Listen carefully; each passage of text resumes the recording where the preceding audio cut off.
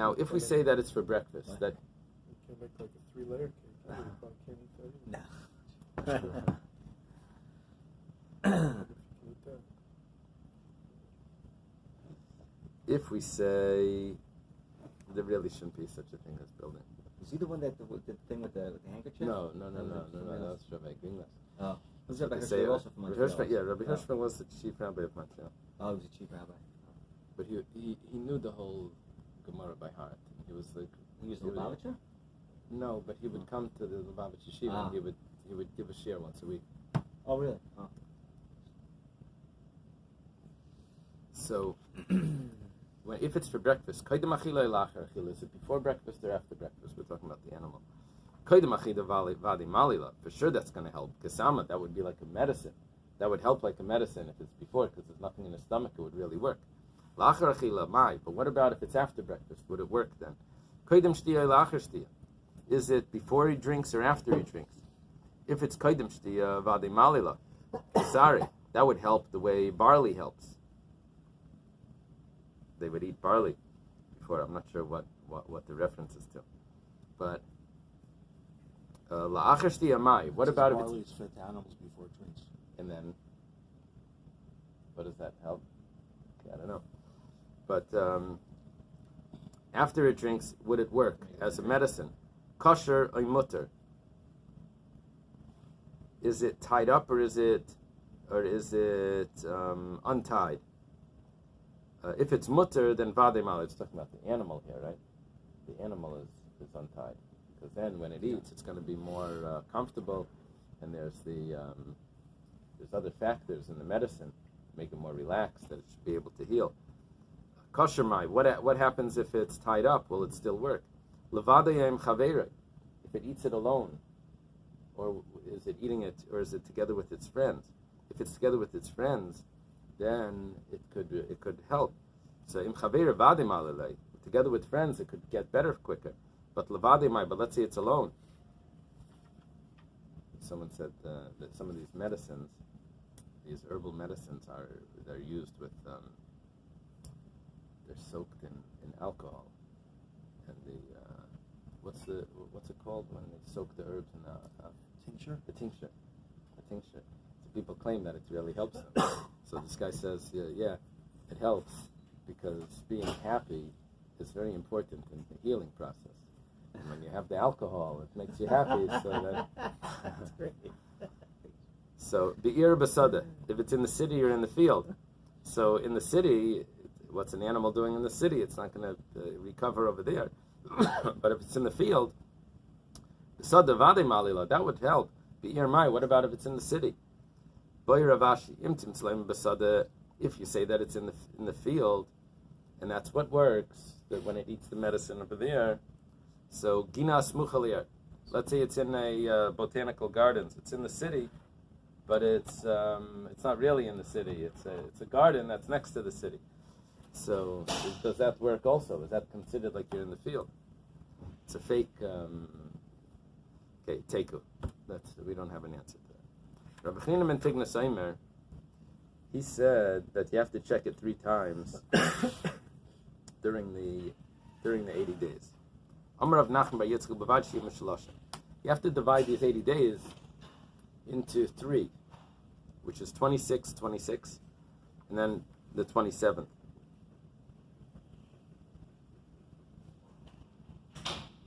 So, Boyer Minei Pinchas Ach Beidamar Shmuel Mishmuel. Pinchas, the brother of Shmuel, asks from Shmuel, Ochal v'lo yitzi. It ate it, the medicines, and it didn't work. He didn't get healed. So, Lemafreya Havimuma, does it mean that it was a mum from the very beginning? Or is it a mum only from now on after the medicines were given? Gemara says, L'may nafkamina. What's the difference?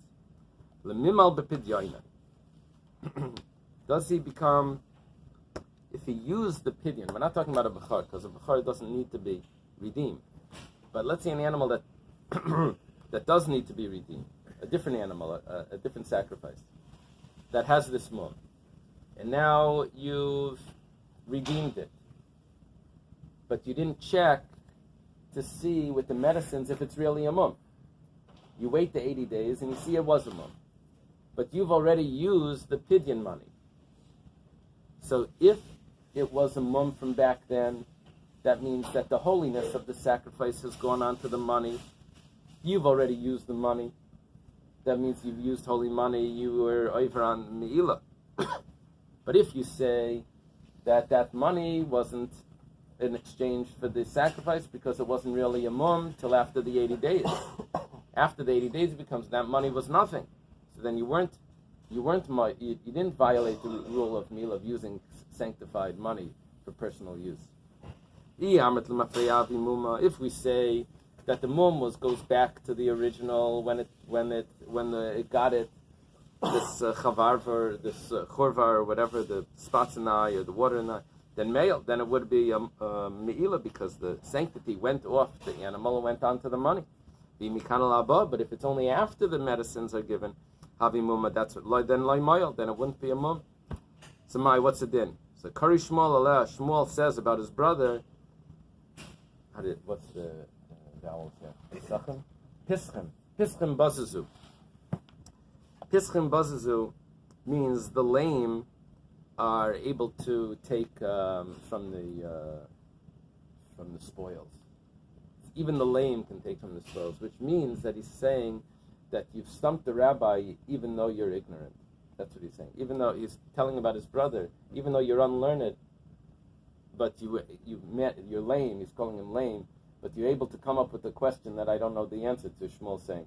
So that's his quote from Isaiah.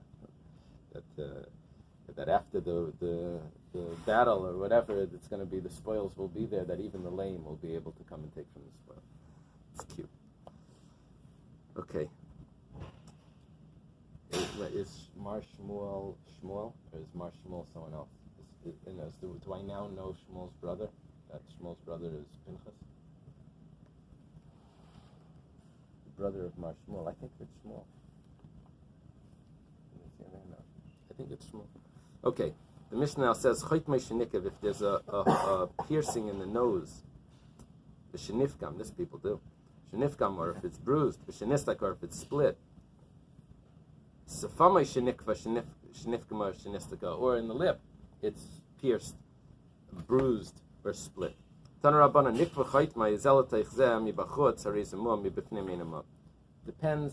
if it's visible, the hole that goes through the nostril. If it's it's not visible on the outside, then it's not a mum. It needs to be visible. The hole needs to be visible from the outside. That makes it a mum if it's visible. A mum needs to be visible from the outside. Amarav Papa Tura Bra the Sifse. It's talking about the outer part of the lip, not something on the inside. Maybe if it would be along the lip, that wouldn't be visible. It's cut at the lip that it's split open. Then now we have a new Mishnah. Chutin chitzayna shenifkamo v'shenigmamo. This is talking about the gums, the teeth, the outer ones that are bruised or that they're cracked. That's a mum. But the pnimis shenekru, the inner ones, the inner gums, which is like by the molars, that needs to be taken out. Rabbi Chanina ben Antigna Saimer ein boikin. Rabbi Chanina ben Antigna says you don't check. It's the base over here. Minatiyumis bilifnim. You don't check from the molars in inward. Tiyumis, which means twins, is the molars because they have two. It looks like two teeth. The molars. It looks like twins because there's two sides to it. So va'aflayas tiyumis, and you also don't check the molars themselves. So there's a machlekes here if the back teeth can have a mum in it if they're removed. Rabbi Chanina ben Tignas not, because it's not visible. And the Tanakama holds yes. Tana Rabbanan. Hatiyomis says atiyomis.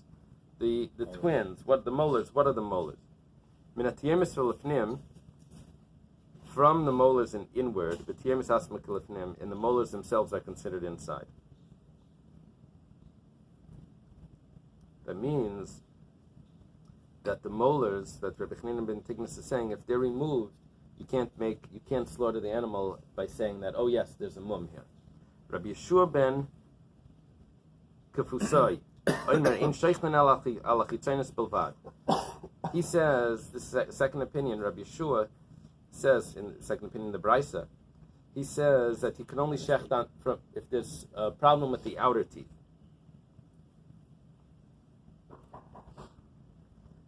Rabbi Chanina ben Antigna says you can't shecht you don't look at the molars at all. When asks Maika Amar, the original statement here was, what is the molars? Visu, and another problem is Rabbi Shua ben Kefusai, Ainu Tanakama. Rabbi Shua ben Kefusai says you don't shecht on the molars. In the first opinion says, what are the molars? They're inside. That means that they're considered inside. That means you can't shecht for them because they're not visible. And the second opinion says that you only shecht from the outer ones. So it's the same opinion. So why is this separated into two? So Gemara explains Chesuri Mechsura. It's actually missing words, and you have to add in words. Vachiktani. Ezu pnimis, what are the inner gums? Minatiyumis v'lifnim. From the molars and inward, b'tiyumis asmak v'lifnim, and the molars themselves are considered inside. When do we say that there's no issue with what's inside? That's only shenifkamu v'shenigmu if they're bruised or if they're cut. Aval nekru, but if they're removed, sheichten, then you can shecht if they're removed. That's the first opinion. That's the Tanakama. Rabbi Shua ben Kefusai yamein sheichten alachitzainis. Rabbi Shua ben Kefusai says that only the outer teeth could be an issue. Aval pnima shenekru, but if the inner ones are removed, mishchat alayu leishachtinan, you can't shecht. You cannot shecht. Different than the Tanakama. Aval if sulei mifsal, but you still can't bring it as a sacrifice. Rabbi Chanina ben Tigna say, "Mary mashkichin al timus kalikar afilu ifsal layifsal." Afilu ifsuli layifsal. Rabbi Chanina ben Tigna says it still could be brought as a sacrifice if the molars are missing. So we have three stages here. Either the molars is a mum if they're removed, or the molars are not a mum but it's still puzzle, or the molars can still be brought as if the molars are missing, you can still bring it as a sacrifice. Boy Rabachta boy Barami yeshim choseim b'bifnim ayen choseim ever mibifnim. Rav Achtavoy, the son of Ami, he asks, if there's missing a part of a limb, but it's not visible, is that considered a mum? An inner organ. An inner organ is missing. The question we just said no. Well, no, that's the question. Well, we said that if it's not actually missing, we said if the molars are missing, but now we're talking about a whole organ. Lamai, what are we talking about? Ila Bechar, we're talking about shechting a firstborn. It has to be visible. The animal's not a treifa. It's missing I don't know what it could be missing, but it's not a treifa. And so what's the problem? Ila kadshin, and if it's for a sacrifice, averasei shavrksib. It says that it needs to be blind or broken, and it's not that either, so it's not a problem. So lashchute lafruki leimi bailan. We're not talking about shechting it and redeeming it, because here it's not considered a mum. Kimi bailan lafsule. Are we talking about can you bring it as a sacrifice, even though it's missing a piece of the inner organ? My tamim yel amarachmana tamim chisayin lai. The fact is that it says tamim yel and that it needs to be perfect to be an appeasement for God, and this is not perfect. Oidilma tamim yia l'rabbis kol mum la yiaboy ma mum. It's supposed to be not l'rabbis. Tamim yia l'ratzayin mum la yiaboy or kol mum la yiaboy ma mum me'avray afchisar me'avray. Maybe you have to read it together. That tamim yia l'ratzayin kol mum la yiaboy means that it needs to be perfect on the outside, just like the mum is on the outside. Also, the perfection is on the outside, but if it's missing an inner organ, that doesn't tell me anything about if it could be sacrificed. Tashema, b'shtei akloyis. We have a brisa that says that you put on the altar the two kidneys. And not an animal that has one kidney or three kidneys. Tanya Yidach, and I have another brisa that says, Yisirena, you remove it. This is coming to include if the animal only had one kidney. We have a contradiction in brises. One says that you don't put it on the altar if it's one or three kidneys. The other one says that you do if it's one kidney. So Savrua, what's the machlekes between the brises? The kuli alma ein birya b'achas. There's no such thing as an animal that's born with one. The mechusar, the ha, and it's supposed to be viha michzer chaser. There's no such thing as the animal that's born with one. This one is born with two, but it's just missing one. Lema b'haka miflagi, and the following is the machlekes. One brisa holds. What does that mean, though? It's born with one, but it's missing one? No. There's no such thing as an animal that's born with one kidney. Naturally. Yeah. This one was born with two, but it's missing one kidney. So now, is it considered a mum? The kidney, you can't tell if it's missing a kidney. It's only after you open it up. It's called chisarn mibifnim. It's lacking from the inside. So one opinion holds chisarn mibifnim shmei chisarn, the other opinion holds that it's not considered lacking. Rav Chia bar Yosef says the Kuli Alma, Yesh ber Yabachas. Everyone holds it could be created with one kidney. It could be born with one.